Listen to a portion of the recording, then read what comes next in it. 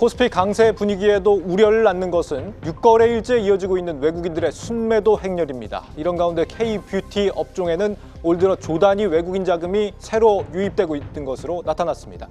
우리 화장품의 뜨거운 인기가 실제 기업들의 실적으로도 확인되고 있다는 분석입니다. 네, 산업부 박승원 기자 나와 있습니다.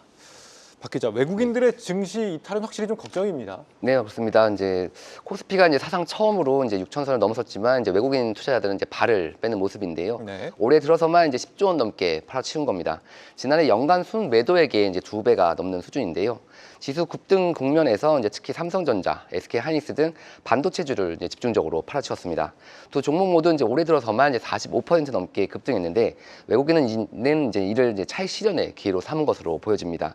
실제 증권업계에서는 이제 외국인이 추세적 하락에 베팅한 것이 아닌 많이 오른 종목의 비중을 줄이는 리밸런싱 이제 과정이라고 진단하고 있습니다. 예. 지금 전체적으로는 반도체 수급 쏠림이 좀 걱정이 되지만 외국인들만 놓고 보면은 지금 포트폴리오 재조정에 나선 것으로 보인다라는 게 지금 증권가의 시각인데. 네, 그렇습니다. 그 대상이 되는 쪽이 바로 K-뷰티라는 거죠. 네, 맞습니다. 이제 외국인은 이제 K-뷰티 관련주 가운데서도 이제 신흥 강자를 집중 매수했는데요. 네. 특히 이제 시가총액 11조 원을 이제 넘기며 K-뷰티 대장주 자리에 꿰찬 이제 APR을 대거 사들였습니다.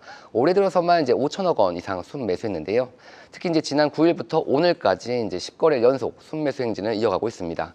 APR과 함께 이제 신흥 K-뷰티 주자로 꼽히는 달바 글로벌 역시 외국인의 러브콜을 받는 기업인데요. 예. 외국인은 이제 달바 글로벌 주식 1,700원어치를 이제 매수했는데 이번 달 들어서는 지난 11일과 이제 오늘을 제외하면 연일 순매수에 나서고 있습니다. 여기에 이제 아모레퍼시픽과 이제 LG생활건강 등 이제 전통 화장품 기업은 물론 화장품 제조업자 개발 생산 업체인 이제 코스맥스와 K-뷰티 유통사 이제 실리콘투에 대한 이제 매수세도 이어지고 있습니다. 네. 그렇다면 이 시점에 왜 하필 K-뷰티인 것이냐? 어떻게 이해가 됩니까, 이 부분? 좀 이들 기업들의 이제 주가가 이제 실적에 비해서 저평가됐기 때문으로 이제 분석이 되는데요. 네. 국내 증시가 이제 연초 대비 이제 30% 넘게 급등했지만 이들 관련주들은 이제 그만큼 따라가지 못하고 있는 형편입니다. 이런 상황에서 이제 외국인은 이제 실적이 양호한 우량주를 이제 집중적으로 사들이는 이제 소위 이제 정석 투자에 나선 걸로 보여지는데요. 이 가운데 이제 APR은 지난해 이제 매출 1조 5천억 원으로 창사 이래 처음으로 조단위 매출을 달성했습니다. 영업이익 역시 이제 3,600억 원으로 이제 전년 대비 200% 가까이 급증했는데요. 시장의 우려를 이제 잠재울 정도의 압도적인 실적을 달성하면서 올해 유럽과 미국 오프라인에서 이제 1등 브랜드로 등극할 가능성이 높다는 전망마저 나오고 있습니다. 예. 달바 글로벌의 경우도 이제 지난해 연매출 5천억 원을 돌파한 데 이어 이제 영업이익도 1,000억 원을 넘어서 역대 최고 실적을 달성했는데요. 다만 이제 주가는 연초 대비 이제 11% 상승에 그치고 있습니다. 올해는 이제 일본과 북미 등 이제 해외 시장에서의 폭발적인 매출 성장세, 여기에 미국과 유럽의 오프라인 매장 확대로 이제 높은 성장세가 이어질 것으로 전망되고 있습니다. 예. 그래서 이제 KB증권이나 뭐 NH투자증권, 신한투자증권 등이 이제 달바 글로벌의 목표 주가를 이제 일제히 상향 조정한 것도 이런 요인 때문인데요. 반면 이제 지난해 4분기 이제 시장의 기대치보다 낮은 실적을 시현한 이제 파마 리서치의 경우 외국인의 외면을 받았습니다. 예. 외국인이 올해 들어서만 이제 6천억 넘게 팔아치운 건데요. 결국 해외 시장에서의 성과를 기반으로 한 성장 기대감이 외국인의 러브콜을 받는 배경이라고 볼 수 있을 것 같습니다. 근데 이 LG생활건강의 경우에는 최근에 실적이 상당히 좀 부진했던 걸로 기억을 하는데 지금 그럼에도 외국인들의 러브콜을 받는 거는 어떻게 이해를 해야 됩니까? 네, 이제 말씀하신 것처럼 LG생활건강은 이제 지난해 매출 6조 3,500억 원, 영업이익 1,700억 원을 기록했는데요.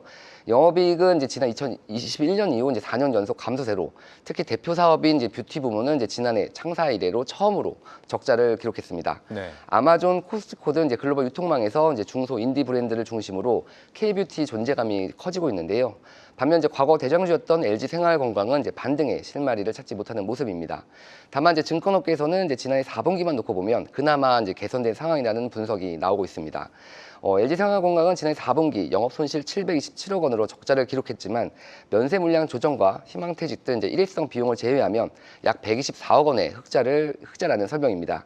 여기에 이제 올해 상반기까지는 이제 구조조정이 지속되며 역성장하겠지만 하반기부터는 이제 면세 매출의 정상화와 북미, 일본 중심의 해외 성장 가속화로 턴 어라운드가 기대된다는 분석입니다. 네, 저평가 실적주인 K-뷰티 앞으로 장기적인 안목에서 좀 관심을 갖고 봐야겠습니다. 박승원 기자였습니다.